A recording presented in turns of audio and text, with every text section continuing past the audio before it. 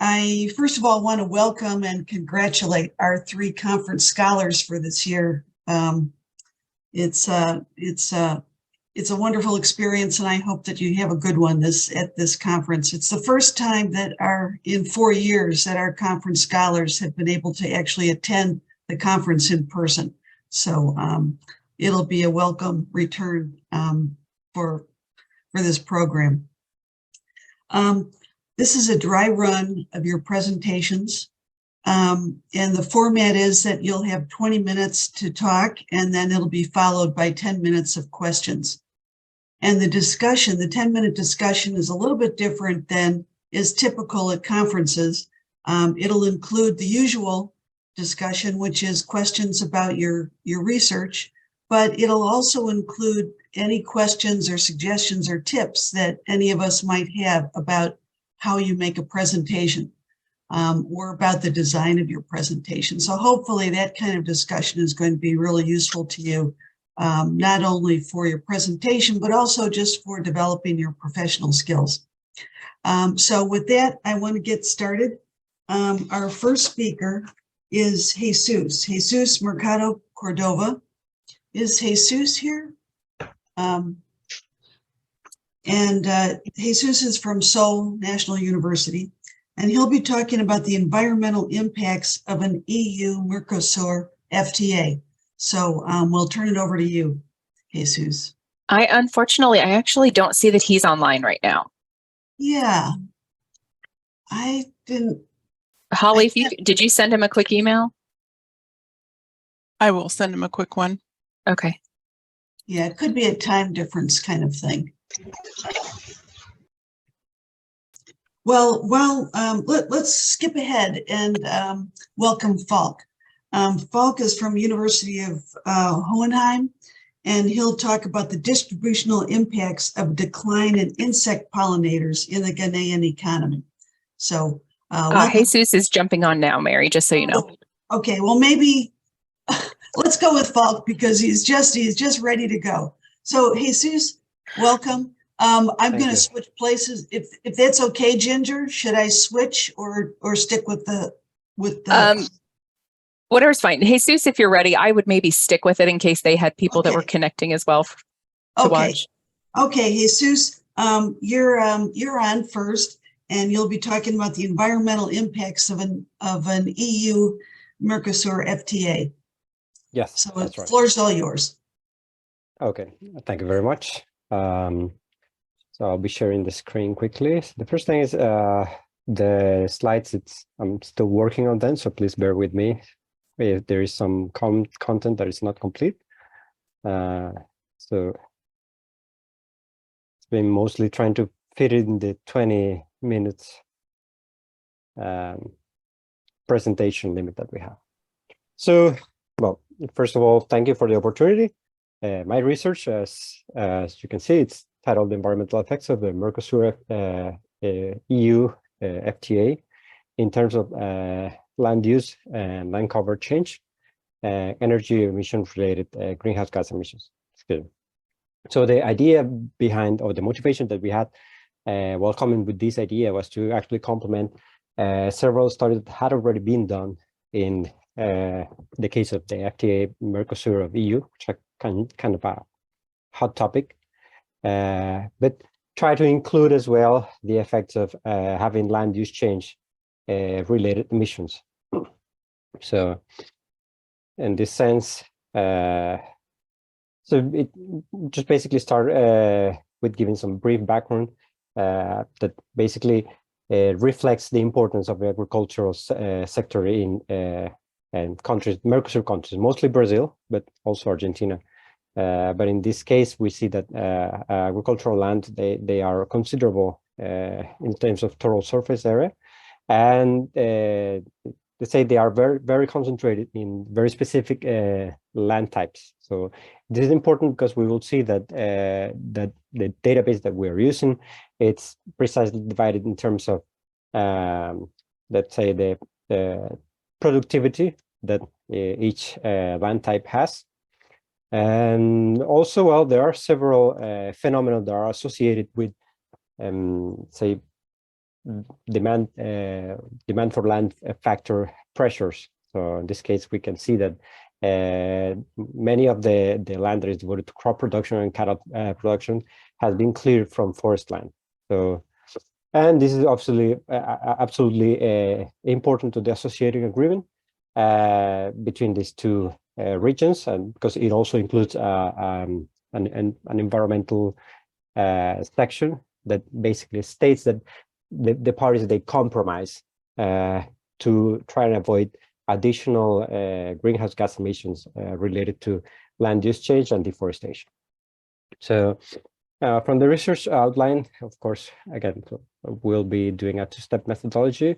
And this is, well, I have to obviously fill this, but so the main idea is that first we'll be doing analysis of the policies. So that is the first step. And from that, we will be working with the both say taxed and NTM non-trade measures as to calibrate them in terms of what could be the potential outcomes of the negotiations. What this all means is that we'll be working with 3 scenarios that we will show them below. But the 3 scenarios, they only vary on the depth of which these negotiations can say concrete. At this point, there aren't many. So there is an association agreement that has specific clauses for very specific sectors, and it's one of the things that we did. But of course, we would need to match that with the data that we have from the World Bank on NTM measures, so that we can properly capture, say, if we're talking about phytosanitary regulations, so the regulation of phytosanitary, how this translate into NTM average, so non-trade measure ad valorem equivalent. The second part is just doing the CGE simulation, for which we will use a static CGE model, which basically states that most of the shocks or the changes induced in the model are due to the main change, that the main shock that will be given the economy. So in this case, it's the deregulation of tariffs and non-tariff measures, and not to any other economic driver. So that's the main characteristic of our model. It's based on the work of Dominic van Meersburg, of the implementation of GTAP in GAMS, with this specific extension of having another separate module for land factors. So we will be having added value nest that, as it is customary, involve capital, labor, and land, but in this case it will be a composite of land. And the third step is basically using another GTAP tool, which is the GTAP EF emission factors, to account not just also using, of course, the database of GTAP emissions and CO2 emissions and non-CO2 emissions, and as well using this model to have the estimates on land use change. So here are some points in terms of regions, sectors, and factors. The data that we'll be using is going to be divided in 12 regions, which is 4 countries of the European Union, post-Brexit, and 8 regional aggregations. That, of course, they are selected in terms of their relevance in terms of trade sectors. The database is grouped into 44 different activities, and we'll be using a one-to-one mapping between activities and commodities. And finally, for the factors, as we said, we'll be using the GTAP land use database, which has a detailed description of the agroecological zones in terms of demand factor for each of the land using sectors. So it's 12 sectors that employ land, and the rest of the factors are the commonly used factors of skill, unskilled labor, capital, and natural resources. So, okay, this is not done. Let's just jump directly. So these are the scenarios. Again, as we mentioned before, the scenarios are, so we reviewed the technical documents of the association agreement. So there it has very specific categories of goods. So those goods has to be mapped into the GTAP category. So we try to do this. That's why we use a 44 sector category. Still, some of them require some level of aggregation, but this was mostly done for NTM measures. And so the whole idea is we are also working, say we're taking as a reference the very famous London School of Economics environmental impact assessment of the same FTA. And we conceived 3 scenarios, basically. So these 3 scenarios, they deal with tariffs and non-tariff measures. So they are from Mercosur and for the EU. And basically they take, let's say it's on face value, all the specific reductions that are mentioned. And we just say, imagine an interval in which these measures can be applied, because some of them have a spatial time of 10 years and then 15 years. So we assume that this will be, of course, matching 2 scenarios, let's say a reduced scenario, a moderate scenario, and an advanced scenario. But then again, this is all based on the technical documents. And of course, the mapping we had to do. We also, since we use the NTM measures, the World Bank database, and the World Bank database is matched to the GTAP 8 sectors. So we first have to do a mapping to GTAP 8 to GTAP 10, and then the specific sectors to see how we can incorporate them into these non-trade measures into the aggregate sector. So this is information about sensitive products, but we'll be focusing on this. So, okay, for the results, this is the most important part. We'll be starting with, this is supposed to be terms of trade. So we can see a variation in terms of trade that, as we know, is just basically a measure of the total volume of exports at export price in terms of the imports. So if you, of course, improve your terms of trade, you will be able to import more with the same quantity of exports that you have. So we can see that in most regions, we have a positive impact, especially in the regions that are part of the FTA. So Argentina, Brazil, and Uruguay and Paraguay, and then the rest of the regions, with the exception of the European Union, they exhibit 0 to no change. The change in the European Union is really moderate. Okay, and this is the average price of imports. Again, this should be this will have a title, but and in brackets shows negative values. So this is percentage change. So this is the imports from source. So we can see, of course, that imports of Argentina from Brazil, they decrease points. This is aggregate imports, of course, of all the commodities. The main takeaway from this is we can see that in general, aggregate price of imports decrease very slightly.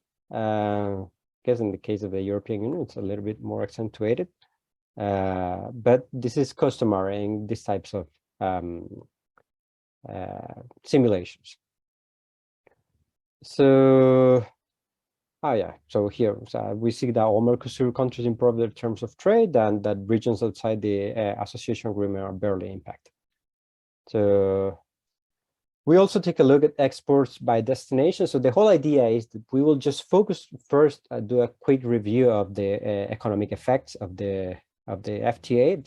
Then we can jump directly to the environmental effects, which is the focus of the research. And for this case, we can see that export by destination for all countries. So we have source Argentina, Brazil, Paraguay, and Uruguay. We also divided the sectors in 10 aggregate sectors. As you can see, for all these countries, these are of the 4 Mercosur countries, we can see that there is a spike in aggregate exports to the European Union.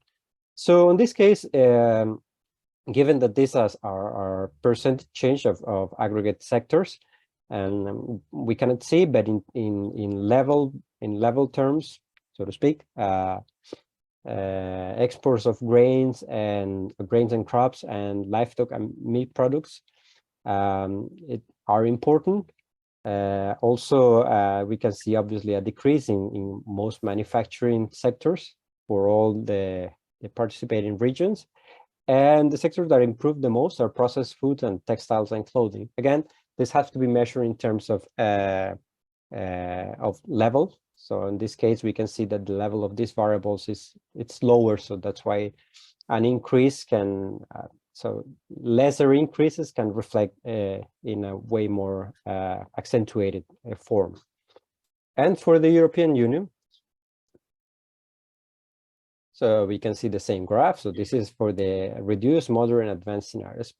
But we can see also that exports by destination, they increase in general for most sectors. It is very interesting. So, but again, if we can take a look at the heavy manufacturing and light manufacturing sectors, disaggregated, actually in the paper, we can find these tables, disaggregated tables.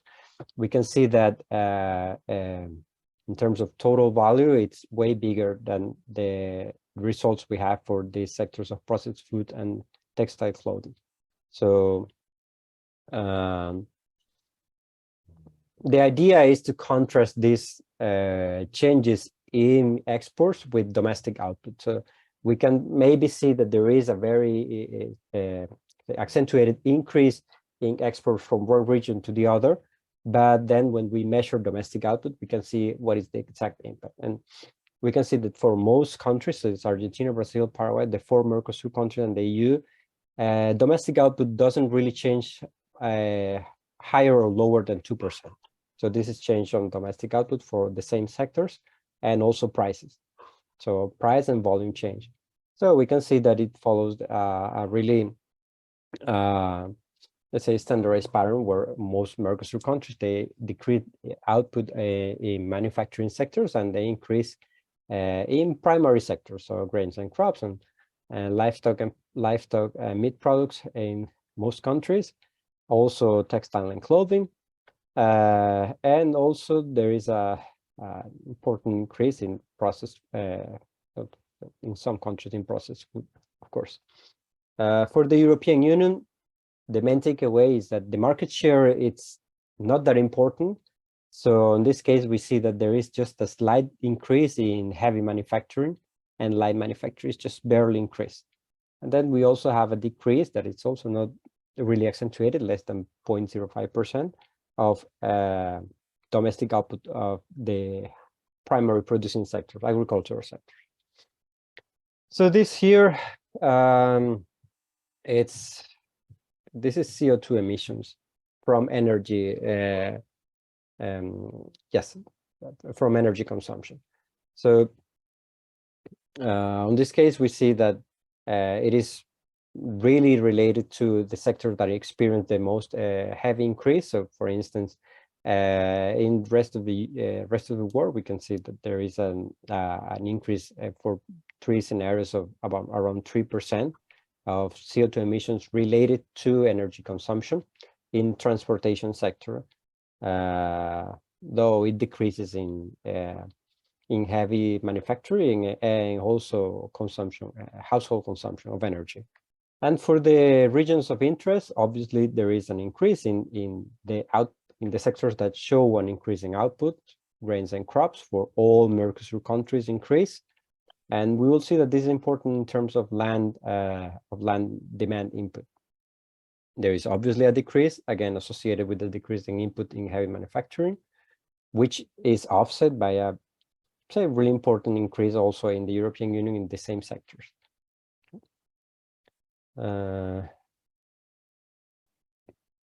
So this is one of the last slides we have for private consumption equivalent variation. So in the end, we can see that another way of measuring the impacts of this FTA, it's obviously by seeing the change in private consumption for these 10 aggregated sectors. And we see that the impact is not really accentuated, just less than 1% increase. In the case of decreases, less than 0.5%. So of course, they follow the inverse of the price signal. So in the cases of the countries, Mercosur countries, obviously a decrease in prices of heavy and light manufacturing traduces into an increase in demand. And total equivalent variation increases in the whole model. and even for the all regions except for Argentina and Brazil, which show a slight decrease in equivalent variation. So now we'll see aggregate factor demand. So this is the part where we connect land factor demand with land use change. So it is interesting. So in the first case, we present the three scenarios with an aggregate land use change. So these are also the price signals, and we can see that perfectly mobile factors, of course, exhibit just one price, whereas we have land factors, they exhibit different prices in terms of the sectors. So these 10 sectors are the previous 10 sectors that we saw before. But we can see basically that in the advanced scenario, we have a very important increase on land factor demand for the crop sector. It's interesting that it decreases slightly on livestock and meat products. So again, remember, this is it actually increases in the specific sector of bovine cattle ranching, but because it's an aggregated sector and it's an arithmetic mean, so it decreases. It shows Jesus, yeah. 2 minutes. Okay, so well, basically the idea is here we can see the changing in factor demand. And finally, we start putting all this together. So once we account for non-greenhouse gas emissions, which again are important, an important source is agricultural activities related to this increasing crop sector, we can see that in general, emissions from CO2 and non-CO2, this still we don't count land use emissions, but they are barely above 0.2%. And no, sorry, these are these do not include land use change. And when we do an analysis of the land transitions, so this is from the GTAP EF, so we can see that this is for the advanced scenario, we have an important amount of transition into cropland. So this is the total increase, but the net increase of cropland is it's around 400,000 hectares, and there is a net decrease in forest land.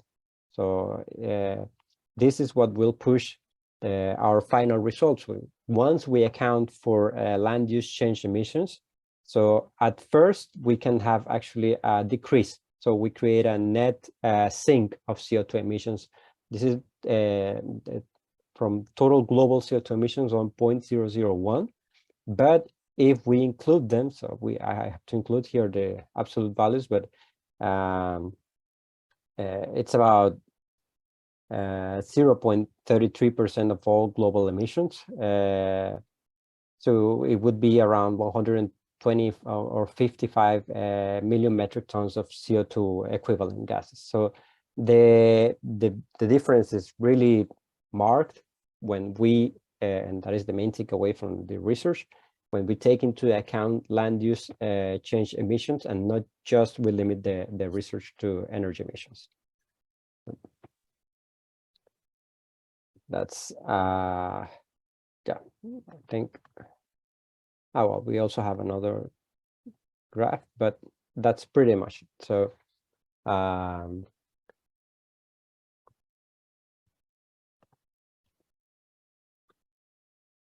any comments? Mary, you're muted.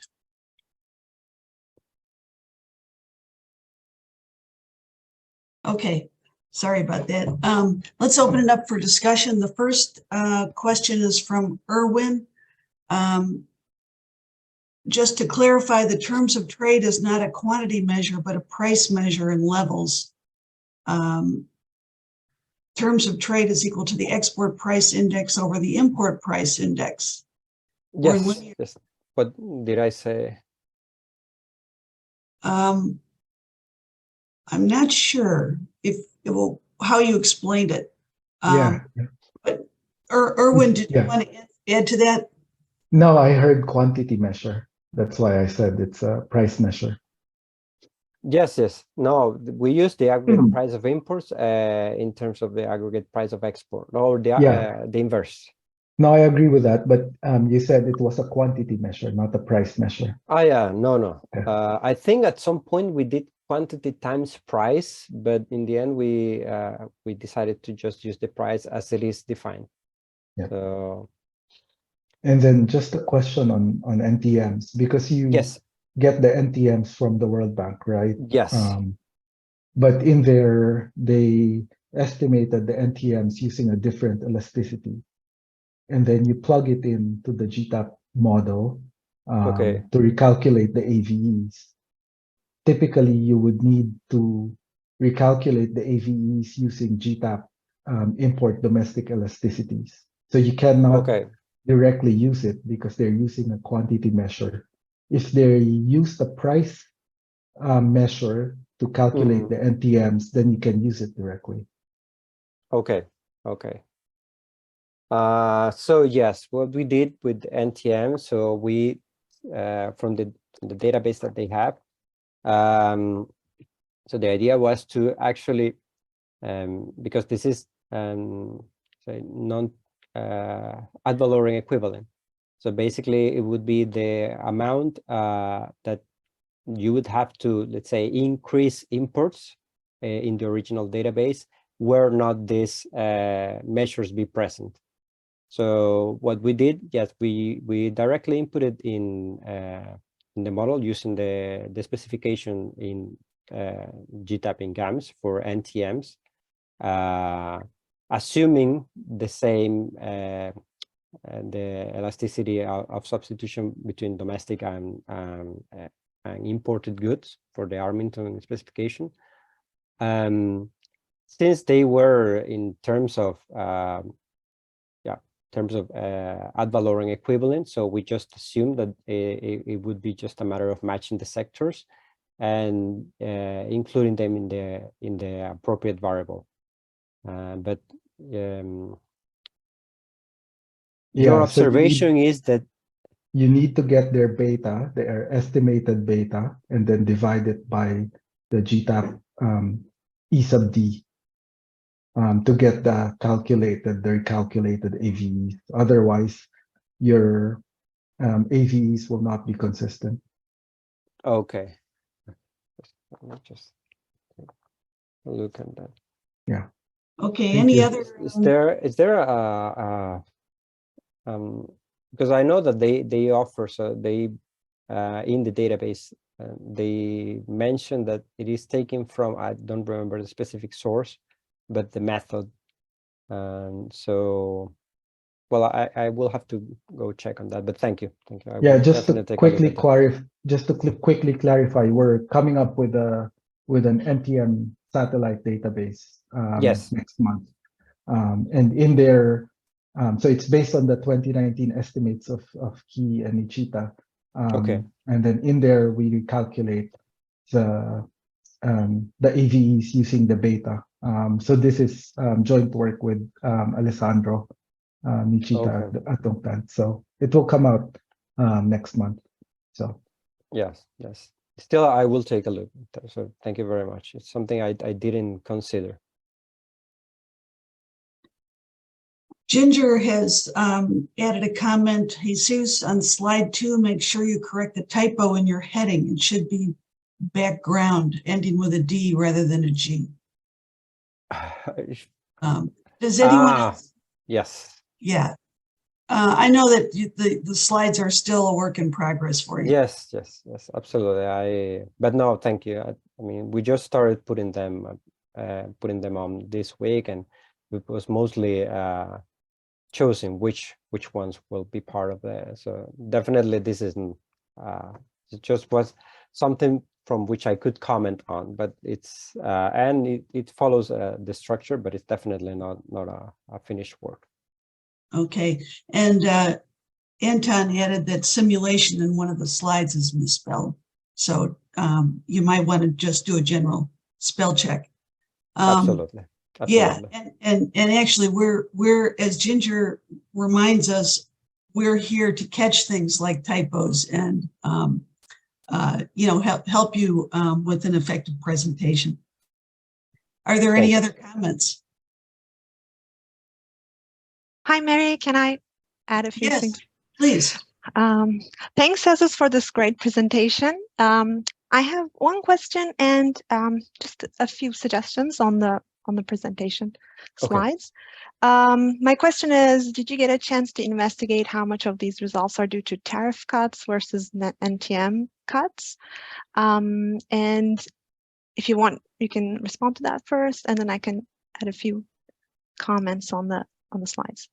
So we could, one of the things we thought was to run counterfacts. We actually did a sensitivity analysis in the last part of so the sensitivity analysis was basically by changing the elasticity of substitution of the arm into a good by assuming 10% up, 10% down confidence interval. So basically we switch it up 10% and switch it down 10%, run the simulations again, and then we didn't alter the shocks. So the idea was to measure if the shocks were consistent by changing the assumed parameters. But yes, I think it would be good, or it would be insightful if we can do one simulation without the NTMs and one with the NTMs. Thank you. Zainab, excuse me, we're out of time for this session, but I wonder if you could please send your comments on the presentation directly to Jesus. Yeah, and absolutely. That we didn't have a chance to speak to give time to today could do the same. Sure. All right. Well, thank you, Jesus. It was a great presentation. Thank you very much. Thank you for the opportunity as well, and the inputs. It's really, really valuable. And thank you, Erwin. These are really valuable comments. Okay. All right. Well, our next speaker is Falk. Falk is from the University of Hohenheim, and he'll be talking about the distributional impacts of a decline in insect pollinators in the Ghanaian economy. Can you hear me? Yes. And you see my slides, right? Yes. Okay, perfect. Yeah, thank you for the introduction, Mary. So as you said, the title of my presentation is The Economic Dependency of Ghana's Cocoa Sector on Pollination Services. It's actually based on my master thesis, which I submitted in November, so it's quite fresh. And I worked on it with my supervisor, Anne Feuerbacher, on it. So just to give you some background on cocoa and pollination and how it's actually related. So there's growing evidence of a global decline of insects, and this holds especially true for wild pollinators. And this is globally observed, not just only for Europe or the United States, but also for the tropics, West Africa, whatever region you want to name. At the same time, we know that insect pollinators can play a crucial role in many agricultural systems.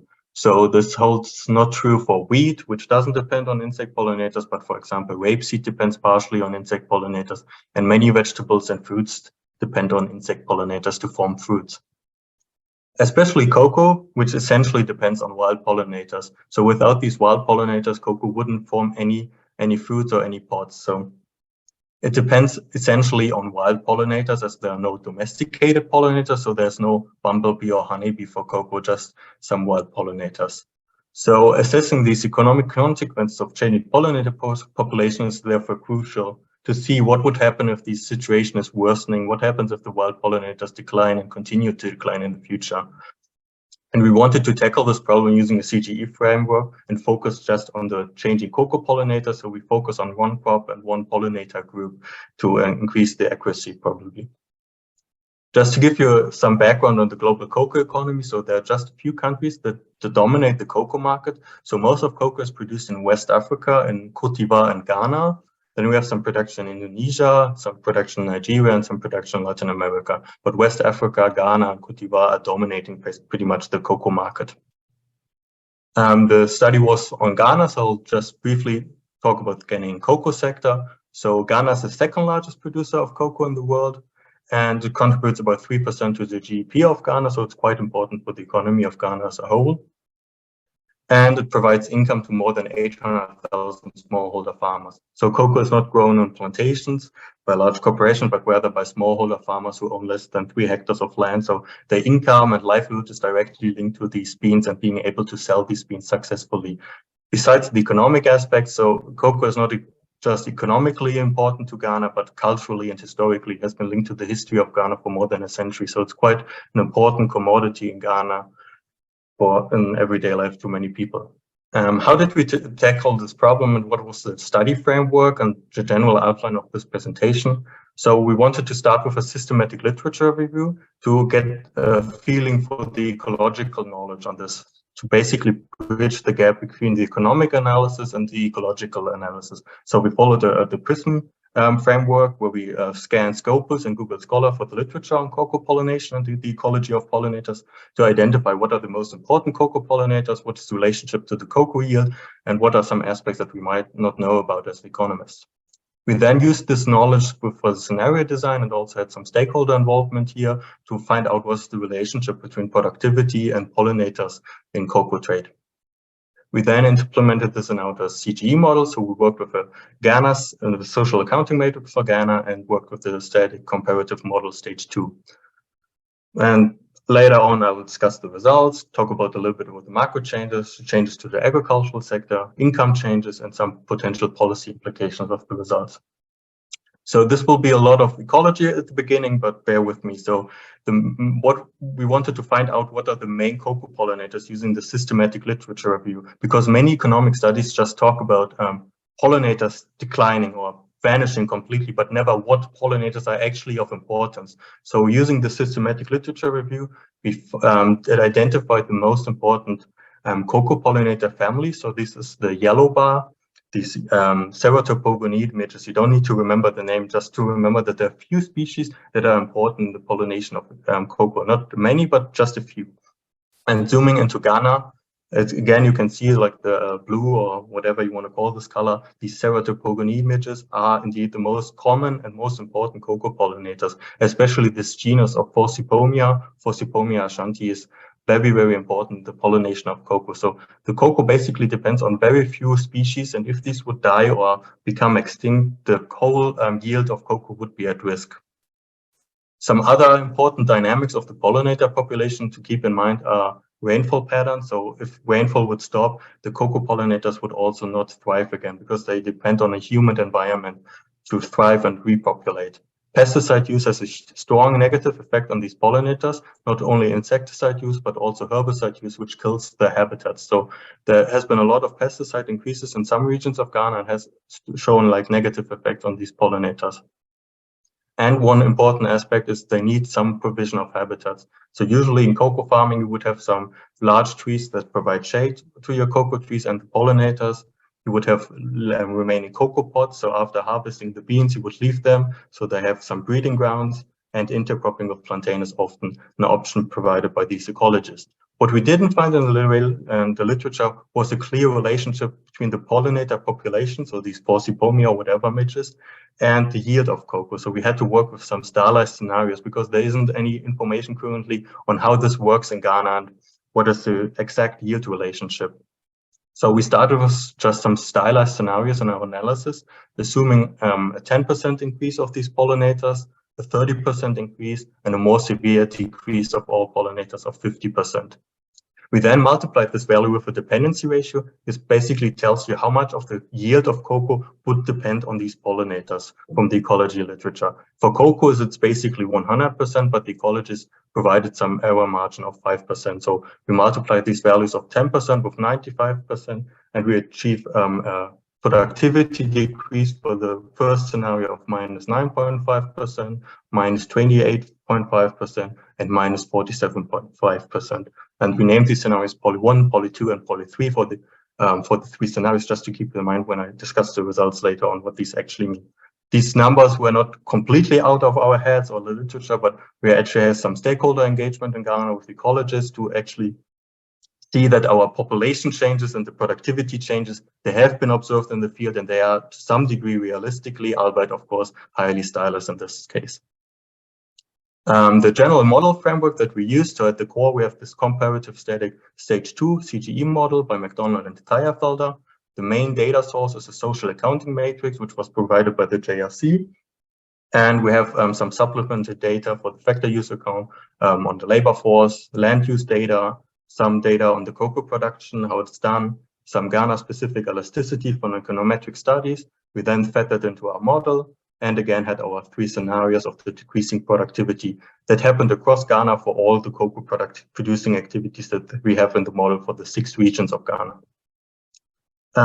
Speaking of this, I just want to show you how is Ghana actually administratively organized or used to be organized. So we have 10 regions in Ghana, and the colored regions are the cocoa producing regions where cocoa is actually produced, with the western region being the most important cocoa growing region, accounting for more than 60% of all cocoa production. You can see Greater Accra and the northern regions that are gray. No cocoa is produced there, either because it's the capital, Greater Accra, or because the climate isn't suitable for it. And I'm also showing you the slide to show you how we deal with the seasonal labor. So we started with a labor fix, meaning when a productivity shock happens, no labor can be moved out of the cocoa sector. So the cocoa farmer doesn't really respond and is forced to keep all his labor in the cocoa sector. The other option that we discussed was having full flexibility. So the full labor force in cocoa could leave the sector and work on other agricultural activities. So for example, the shock happens and they work on cassava. But what we finally decided on was to split the labor into a pre-harvest and a post-harvest season, meaning most, around 45% of all labor in cocoa happens before the harvest.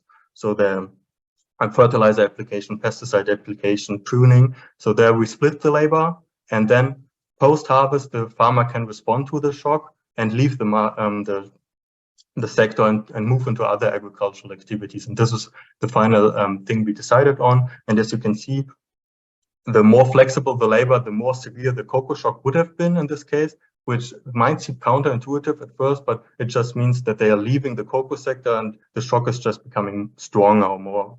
This productivity shock is becoming just stronger because less people want to work in the cocoa sector and move on to other agricultural activities. Moving now to our results. So starting with the macro level changes and looking, for example, at the GDP under the medium scenario, you can see that the changes are not super severe or strongly, all of being less than 1%, with most of them decreasing, of course. So the GDP decreases by 0.2% in the Poly 2 scenario. We also see that, for example, average household consumption decreases. And for example, something interesting that we didn't expect was, for example, that exports increase. So this was explained mostly by a change in the exchange rate. So we have other activities benefiting from less cocoa productivity as the Ghanaian cedi depreciates. So we have the mining and finance sector actually benefiting from a less strong cocoa sector or less exporting cocoa sector. If you look at factor income briefly, we can see that factor income from agricultural labor, agricultural land, and especially cocoa land decreases significantly under our scenarios. So this harms the cocoa sector as a whole, while other sectors, for example, as I mentioned, the factor income from mining actually benefits from this weaker cocoa sector. Just to show you again and familiarize you how Ghana is organized, here we see the changes in the cocoa productivity again across the 3 scenarios. Of course, it only happens in the cocoa regions, and the shocks translated quite well. Mostly I just showed you the map so you are familiarized again with it and to see how actually the changes in agricultural production are happening in Ghana. And agricultural production basically means anything aside from cocoa production, so cattle ranching and having cassava production, maize production. And as you can see, the agricultural production actually increases in the major cocoa growing regions. For example, in the Poly 3 scenario, we have an increase of more than around 4% in the western region. So the labor is freed there and moves on to other agricultural activities such as I said, cassava production or livestock rearing. If you look at the major industry changes, so across Ghana, we see, as I mentioned, the mining sector benefiting to some part, so increasing their productivity and activity. We see the meat processing and crop processing sector benefiting. These are the results following the increased activity of the other agricultural activities. So if vegetable production or cassava production increases, these processing sectors benefit from these reduced prices for these products. And not surprisingly, if cocoa productivity goes down, cocoa processing also decreases significantly as a consequence. If you look at the income changes that follow, we can see that rural and poor households are the most affected or the strongest affected, albeit these changes are less than 2% across Ghana. And we can see that urban and rich households are not significantly affected by these changing productivity changes. Not surprisingly, we can see that the cocoa regions are affected the most, while the non-cocoa regions do not really decrease their income significantly. As I said, the rural and poor households are affected the most. So I just wanted to show that these results are highly regional. So in the policy 3 scenario in the map, you can see that actually the Western region there, we have an income decrease of more than 5% for the rural and poor households, that they would be affected quite significantly. The neighboring regions such as Bronga, Hafo, Ashanti, or Central and Eastern, we also see some income changes or decreases, while other regions are barely affected by it. So this is a highly regionalized shock that mostly affects households in the Western region and the neighboring cocoa growing regions. Something that I also wanted to briefly look into it was how is food consumption actually affected, but these mainly follow the results of the income changes. So we can see the decreased food consumption in the Western region and the neighboring cocoa growing region, where we even see a slight decrease, although less than 1% in the Upper East, so the small shape, and the greater Accra region. I think these regions benefit mostly from the reduced agricultural prices as agricultural activities increase the activity in the Western and neighboring cocoa growing regions. Now I just want to briefly discuss my results. As I showed you, the macroeconomic effects are rather minor and the effects are largely highly regionalized. As I said, rural and poor depend the most on adequate pollination services and cocoa productivity. So in protecting these pollinators and the cocoa productivity, this is essentially also protecting these rural and poor households, mostly in the Western region. If you look at the relationship to the mining sector, although this was not the main focus of this analysis, it was just interesting to see that these adequate pollination services or keeping productivity of cocoa at a stable level could prevent expansion of the mining sector. And it's quite interesting as this fits the narrative that if you go to Ghana and to Western region, you can actually see that a lot of people leave the cocoa sector to move into the mining sector or do illegal mining, which is quite bad for the environment and the human health. And there's a lot of discussion on it. And while it provides, of course, income, it's quite interesting to see that these model results at least partly fit the biases you would have, that there's a linkage between the cocoa sector and the mining sector, or the illegal mining at least.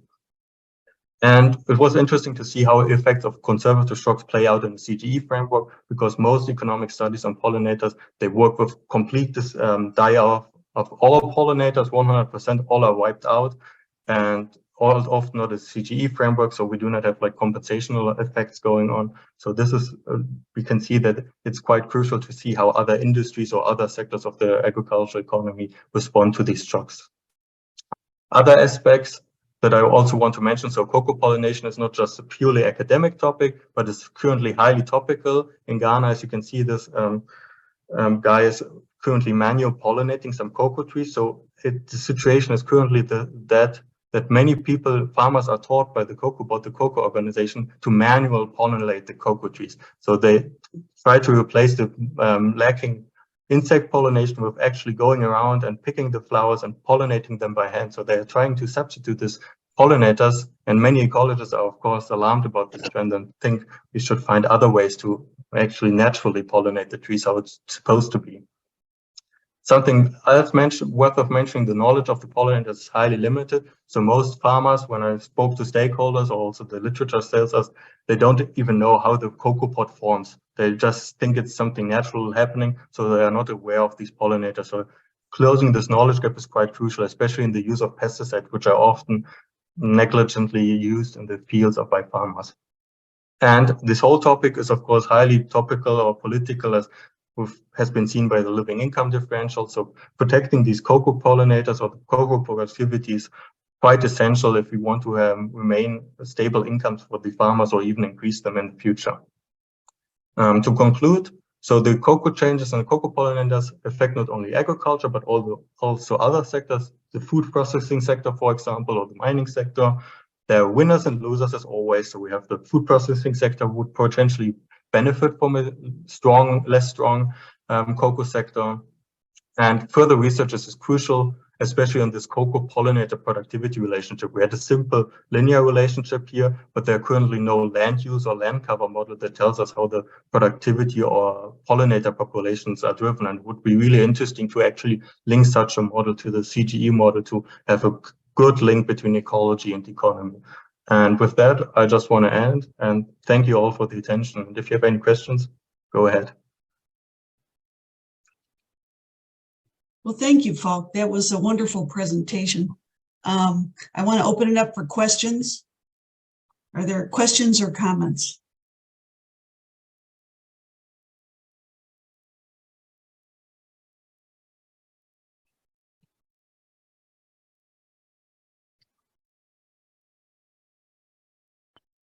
Looks like Well- Erwin has one. Erwin? Yeah, sorry, I may have missed it.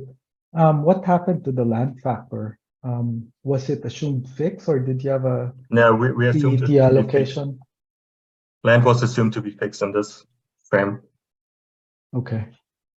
Yeah, But we have data on it, but we didn't find a sensible inclusion for it for this model currently. okay. And then just to quickly refer you, there was a report done by the World Bank, Economic Case for Nature, that was published in 2020. In there, the invest model was linked to the GTAP AEZ Yeah. model. Yeah. No, yeah, that would be maybe an option to link it to the invest model. Yeah. Yeah. And then there it goes from invest to seals, and then the link is based on the land use, not necessarily just the productivity. So it goes from one link to another. Thanks, but thank you. Very interesting. Thank you. Thank you. Falk, I had a question about the SAM that you received. Is it a regionalized SAM? Yes, it has 10 regions. So the 10 regions of Ghana are represented. And we have also specific cocoa activity accounts in it as well for the 6 cocoa growing regions. So that's why we could produce these regionalized results here. Okay.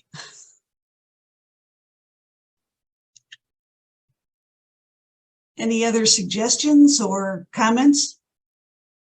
I got one. Go ahead, Iman. Hey, this is Iman.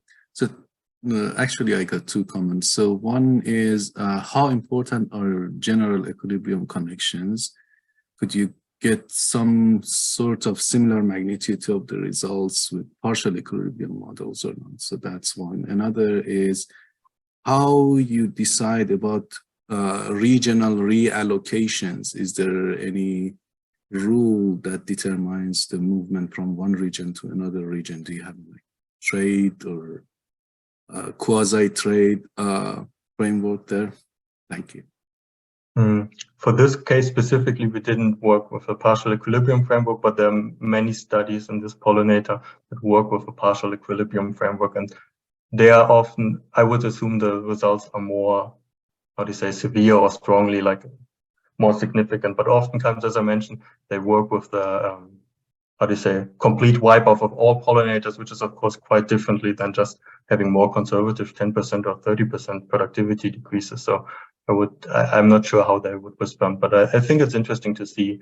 And about the allocation across the regions, I'm not quite sure. We didn't specifically look into that, so I can't comment confidently around that. But maybe Falk, if I can come in here. Yeah. We have a national commodity market in the SAM. I mean, Emmanuel is also online. He built the SAM with his colleagues. He would know much better. And so factors reallocate across regions. Not regions. They stay inside the region. So you have, for instance, Western agricultural labor in the Western region can only be employed by the Western agriculture sector. So what maybe could be added to the presentation is that we have a rather short-term to medium-term adjustment horizon, and maybe in fact we should have a one slide, presenting the model closures, so that people better understand what the adjustment horizon is. So it's a rather short and medium-term adjustment horizon. So there is no allocation of labor across regions. They stay inside the region.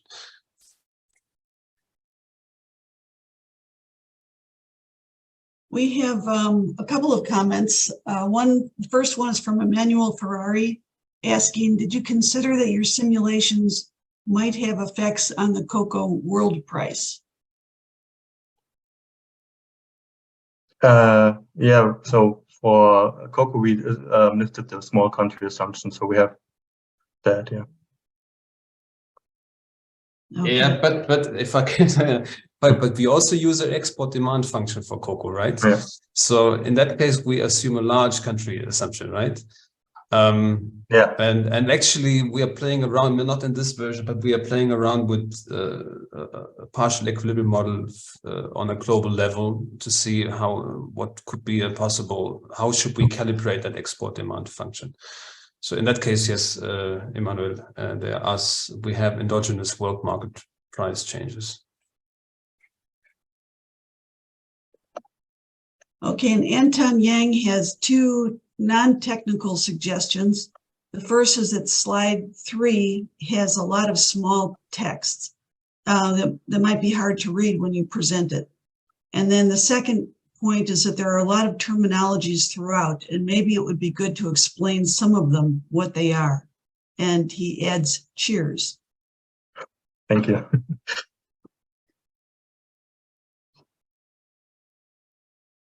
Anton, maybe you could also specify what terminologies exactly need further explanation, but I agree there were many, for instance, scientific names, but Falk, maybe we just downsize the ecological dimension of the presentation a little bit, but I don't know, I find it fascinating. I don't know about the other GTAP or CGE modelers, how fascinating they find midges. Yeah, okay. Yeah, of course. So there's one slide that I was a little puzzled. I didn't understand most of the terminologies on that slide, but I'm sorry, I don't remember which slide that was. But if you send me the slide, I can definitely point out which one. I had the feeling that the terminologies need to be explained, but thank you for presenting that. Do you mean this slide? Or No, this there's slide? one. Yeah, that one. So, yeah, this one. This one. Okay, yeah. Yeah, No, I slide understand. 8. This one. Slide 8. Okay, yeah. Yeah, I 8. can understand. Yeah, this is just the family name and these are the genus, but yeah, I can understand why this could need further explanation. Yeah, thank you so much. No problem. Thanks.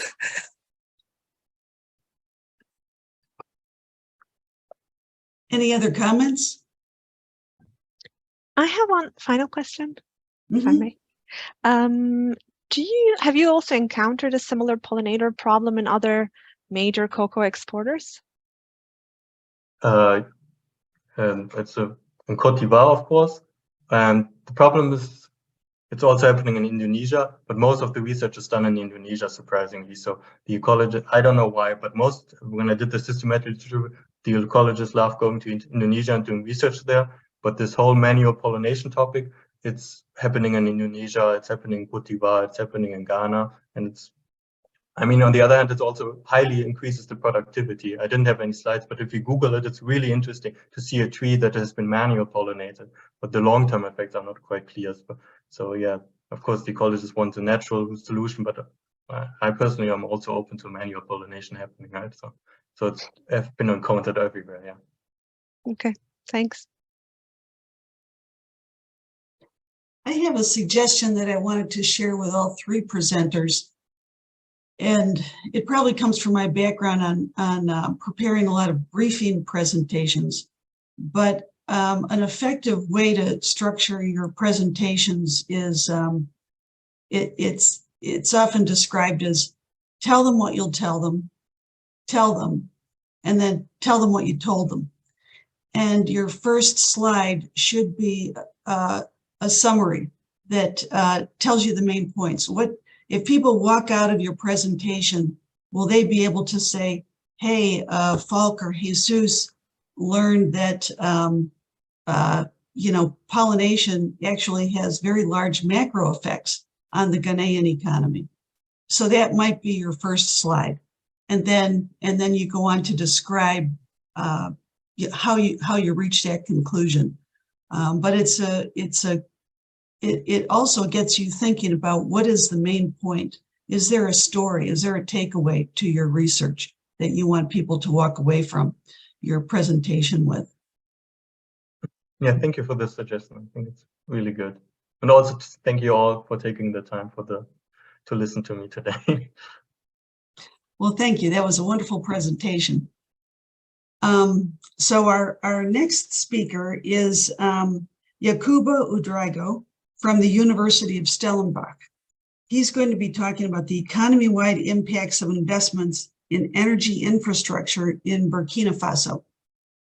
Thank you so much for the opportunity to present my paper.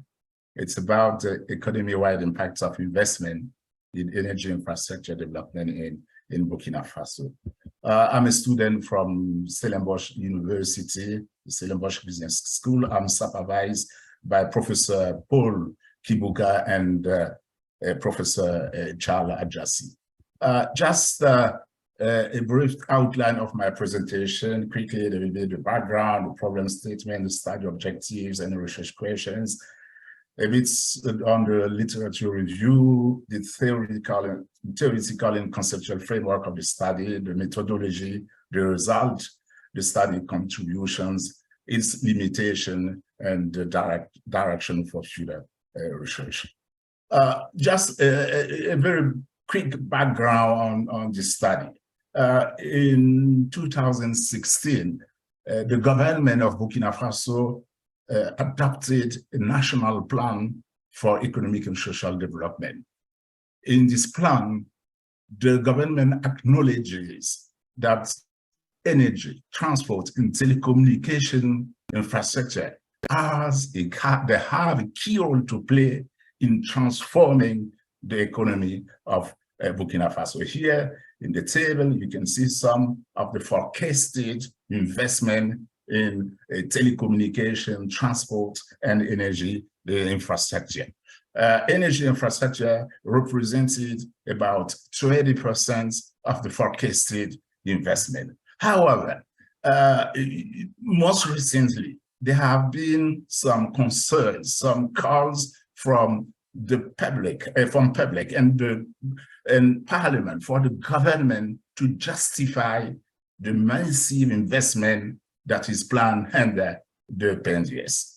And also a study from the International Monetary Fund found that the scale-up scenario that is planned for by Burkina Faso is likely to be consistent with debt and fiscal debt sustainability.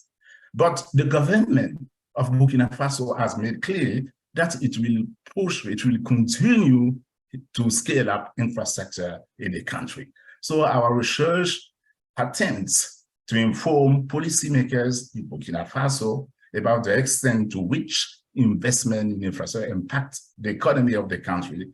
And also we propose some potential priority policy changes.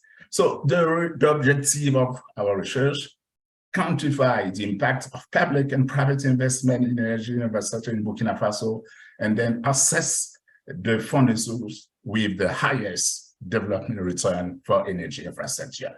Our research questions: what is the impact of public and private investment in infrastructure on several macroeconomic, socioeconomic, and microeconomics, and how public and private investment in infrastructure and energy could affect the economy of the country in the short and in the long run, and which funding source exhibits the highest development return for energy infrastructure. Is it tax, debt, or official development assistance? So the literature review, we did an overall literature on the nexus of infrastructure and growth. And as you know, the empirical reviews in Africa remain contentious because there are heterogeneous relationship between infrastructure and growth. Several factors may explain this. Some studies find a positive, most of the studies find a positive relationship between infrastructure and measure indicators of socioeconomic development. Some find a bidirectional relationship. Conversely, another strands of paper find a lack of relationship between infrastructure and growth. In the energy sector, it's similar to the infrastructure, to the overall infrastructure sector. There are also some contention. Some of the studies they found a positive a relationship between electricity consumption, for instance, the supply and economic growth. Others find a bidirectional causal relationship. And also some of the studies that find unidirectional causal relationships. And a third set of study also find that there are unidirectional relationships running from economic growth to electricity consumption. So the result, we have mixed result on the nexus of energy and growth. Our theoretical framework, it's mainly based on macroeconomic theories, public expenditure, economic growth theory, Solow model, the Keynesian theory, input-output model, the circular flow of income, as well as Walras, a general equilibrium. Our conceptual framework, as I just mentioned, our theoretical foundation is based on public expenditure growth theories, and we use, that's the theoretical foundation on which we use the GTAP model based on the social accounting matrix for Burkina Faso to establish, to assess the economy-wide impact of public and private investment in energy infrastructure. Based on investment in energy infrastructure, we try to determine, to assess the direct, indirect, complementary, and induced effects of investment, and assess the four pillars of the impact at a macroeconomic level. That's mainly on real GDP per capita, a consumer price index, import, export, budget balance, current account. On microeconomic variable, we consider the sectoral output, factor price, and factor income. On the socioeconomic side, we consider three variables: household income, household consumption level, and the unemployment level. On the impact on social indicator, that's about health, education, equity, environment. But our study does not, our model does not allow for assessment on the impact the impact on social indicators. Our methodology, it's a quantitative method. We use secondary data, the social accounting matrix of Burkina Faso for 2017 and other data that are available. Our research design, computed general equilibrium. The key question is, it's a simulation tool. What would happen if we used micro and macroeconomic theoretical foundation as well as a relative price? As you know well, computed general equilibrium is widely used by scholars and policymakers for policy analysis. It's a class of economic model that provides economists with a powerful and systematic methodology that can help shed light on real economic issues and challenges. It does really provide this powerful tool for contextual economic policy analysis. It's built on Walras' neoclassical economic theory. And it stipulates, for instance, that any external shock, for instance, a policy change that affects a specific component of the economy will likely have significant impact on the whole economy. So computed general equilibrium, the GE general equilibrium with the application of Walras general equilibrium, interdependence between industry, interaction between different economic agents, impact on price, on the decision-making process, and macroeconomic context. The model, it's a mathematical representation of the economy. The C computable, it's a numerical resolution of the equations. And the methodology rely on the GGA model database. The database comprises the Burkina Faso SAM, a social accounting matrix for 2017, and some elasticities and parameters. The specification of the model, we adapt the IFPRI standard model. The model has simultaneous equation that describe the behavior of the economic agents. It uses a recursive dynamic model, and we draw on previous past student studies in Africa, mainly Terlo, Beirut, Terlo, Borojo, and Banda in South Africa. That's the structure of a CGA model provided by Professor Besh Fisher, that it describes a bit how the CGA model is structured. We have another representation, the CGA overview, the main step in CGA model. I won't go too much into details here. Our simulation approach, we perform 3 policy simulations, assuming a 5% increase in investment in infrastructure, impacts of 5% increase in investment in infrastructure in Burkina Faso, and the simulation considered 3 financing sources, debt, tax, and ODA, a benchmark equilibrium, which serves as a baseline, was established in the first instance, and then we can measure the impact of the policy simulation on the various economic variables and compare this with the baseline.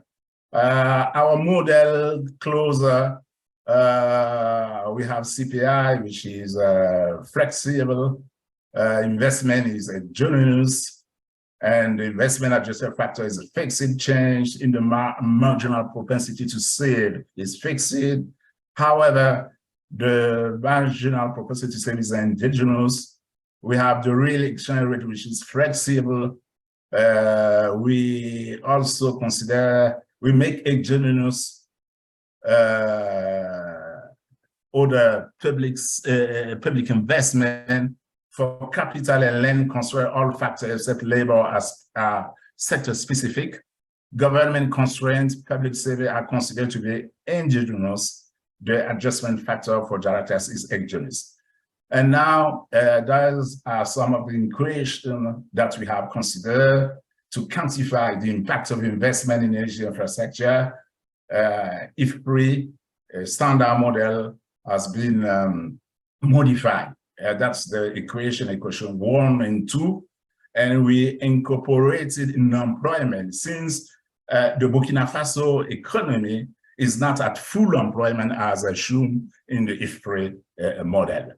To financing taxes, financing through taxes, that's the equation you can see. It assumes that other sources of funding are held constant, public saving equally, financing increase, investment, but we assume that tax as well as private are fixed, and under the condition government saving adjust to ensure equilibrium. And when increased investment in infrastructure are financed by external aid, we note an increase in NSRL to satisfy the constraints of this equation. So the findings of our study. 3 levels, it's macroeconomic effects, microeconomics, and socioeconomics. On the macroeconomic side, we can see here the table provides a summary. You will see that most of the variables increases. They increase real GDP per capita, CPI, import, export, budget balance, current account. Let's take, for instance, real GDP increase by 2–3% in the scenario of debt financing, and then in the scenario of tax, it's increased by 1.8%, official development assistance 0.4. So real GDP increases regardless of the funding source. It's same for import, export.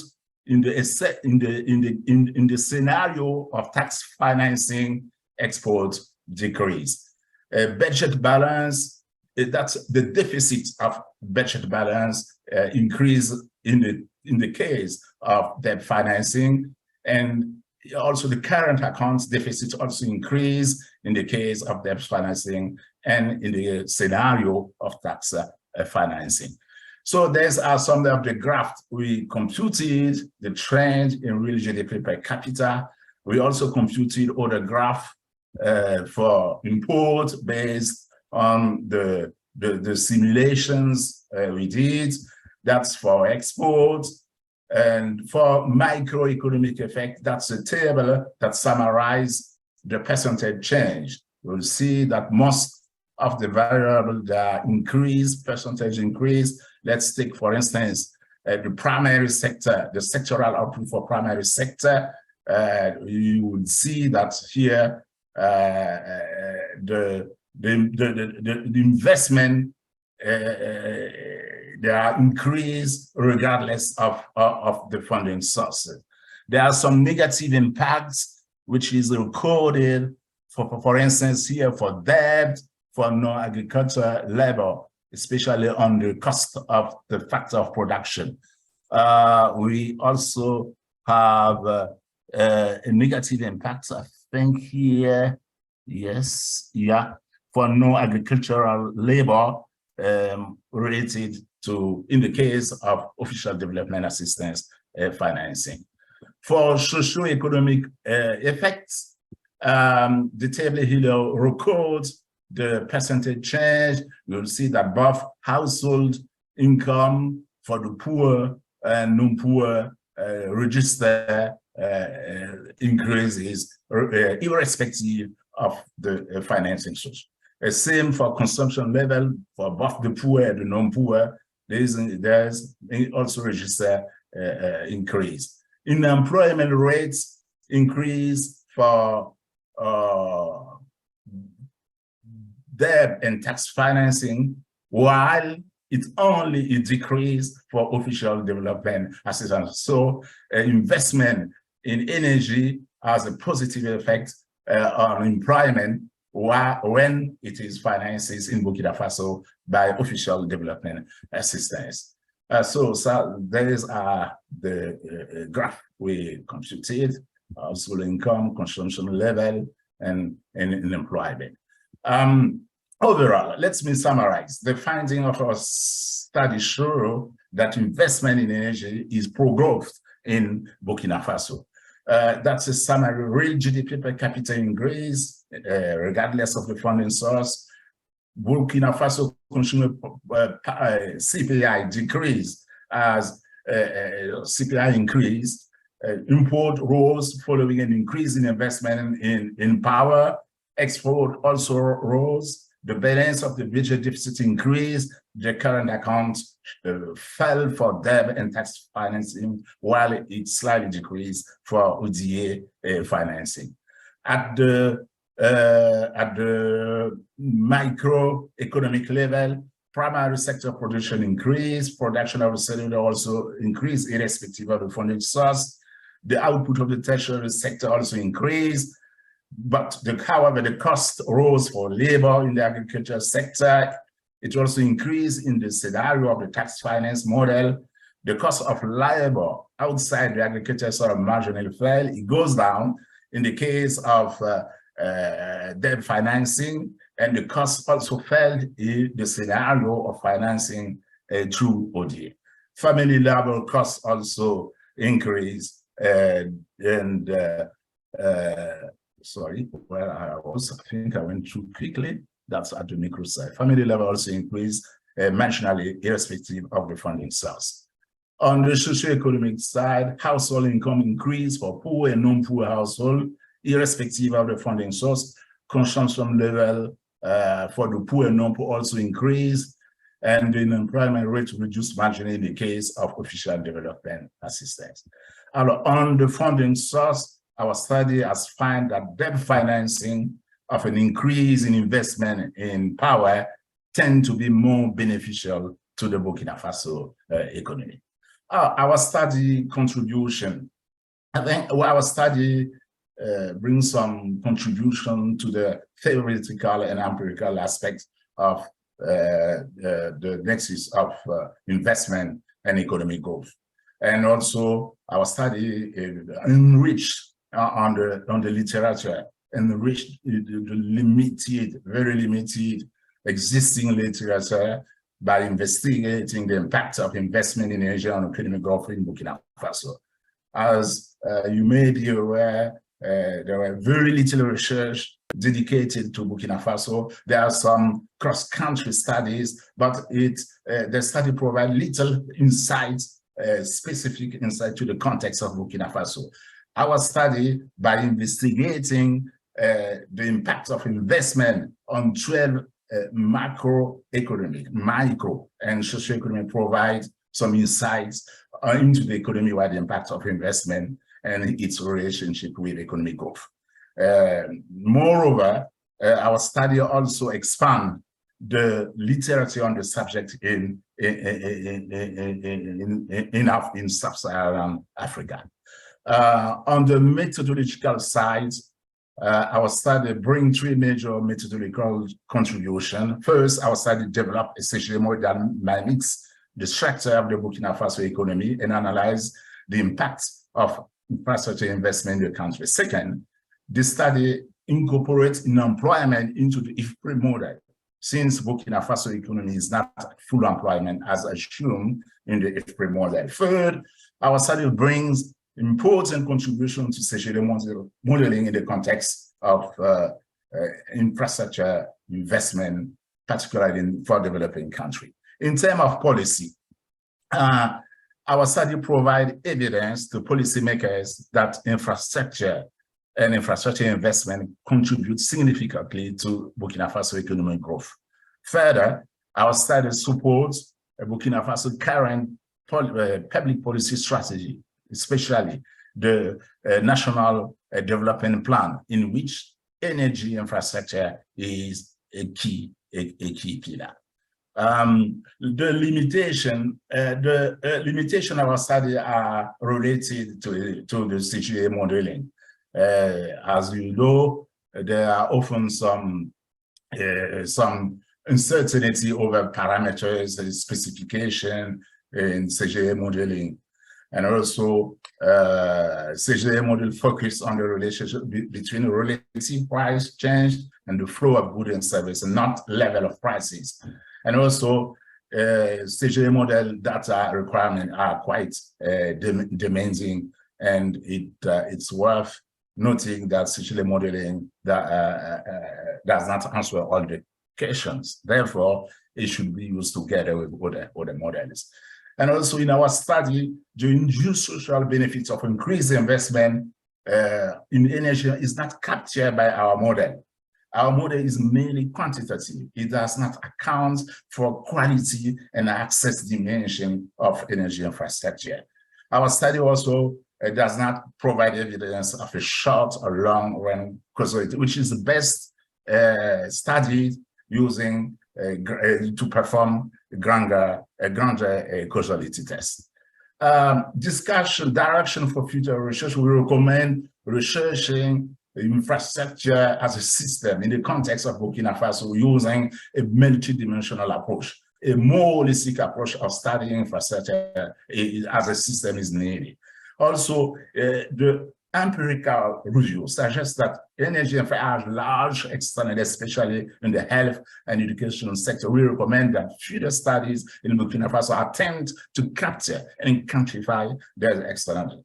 Third, we recommend that further study consider option to draw on CGA modeling to investigate the wide economic impact of climate resilient infrastructure development in Burkina Faso. And finally, we recommend to consider option to draw on the CGA modeling and to study the impact of COVID-19 on the energy sector in Burkina Faso. So in conclusion, I would say the evidence in support of the PNGS, the National Development Plan, in which investment in energy is a key strategic pillar. At the same time, the study called on policymakers to consider the funding so as it can result in some negative impact on some economic barrier. Also, the research urged policymakers to consider accounting for the wider value and benefits of energy infrastructure into Burkina Faso infrastructure strategic planning. Thank you very much for your attention. I'm so sorry I have taken more time and had some technical problems. Thank you very much. Well, thank you, Yacouba, for such an interesting presentation. I'd like to open it up now for comments and questions.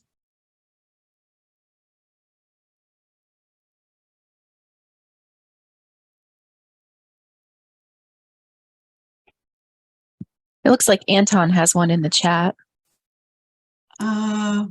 Okay. Let's see. Okay.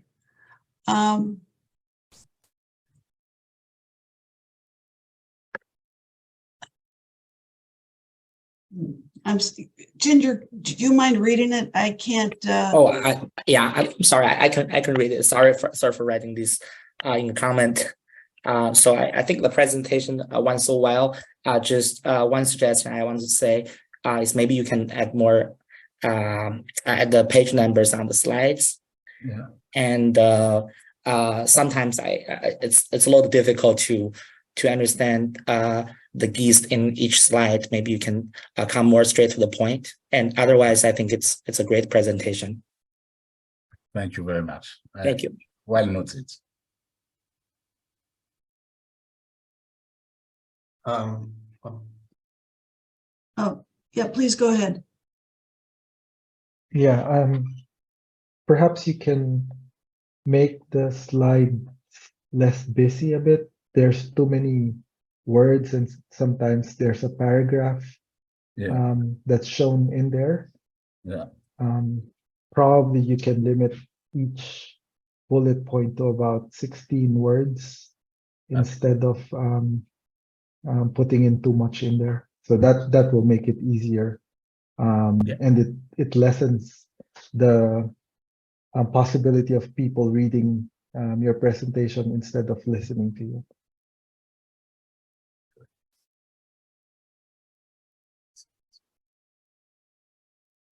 I had a question that maybe everyone in the audience could jump in on, and that is how to handle presenting equations in a presentation. If you're familiar with the IFPRI standard, then the equation that describes the simulation it is a really efficient way to convey how the experiment was structured. But not everybody's going to know the IFPRI standard. How do people generally, what advice would you give on putting equations into a presentation?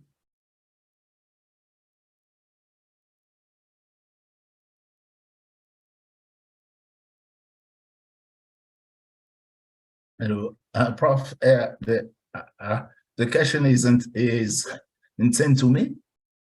No, it's I think for the wider audience that has had some experience with presentations.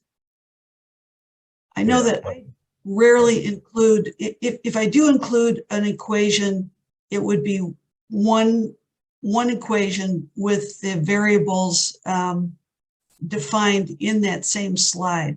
And it would have to be a small equation. But others may have different approaches. Okay. I actually would also confirm that, Mary, have not too many, only the very essential equations, and then make sure the audience has a chance to grasp it. Yeah. But I would have another question unless there's other comments with regard to this comment. Please go ahead. Yeah.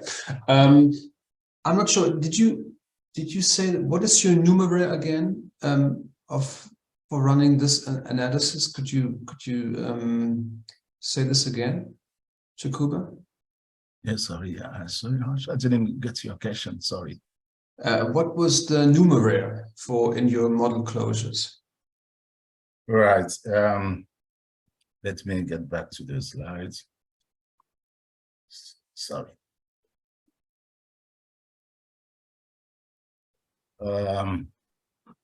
Let me stop here. The numerator, we said that here the cash is I wanted to show you where I refer to the numerator.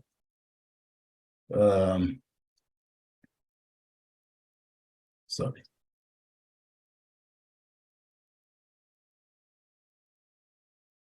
It's in the close of the model. We refer to the numerator there, explaining how it was here concerning. Can you still see the slide? Yes, Hello? I can see that slide. Yes. Yeah, we keep it the choice of the numerator, the flexible concerning the choice of the numerator here, the flexible CPI or chosen as cash, while the producer price index therefore is flexible. That's where we referred to the numerator in our model closer. Yeah, but just maybe you have to think this through again, because I think the numerator has to be fixed, and it doesn't tell me.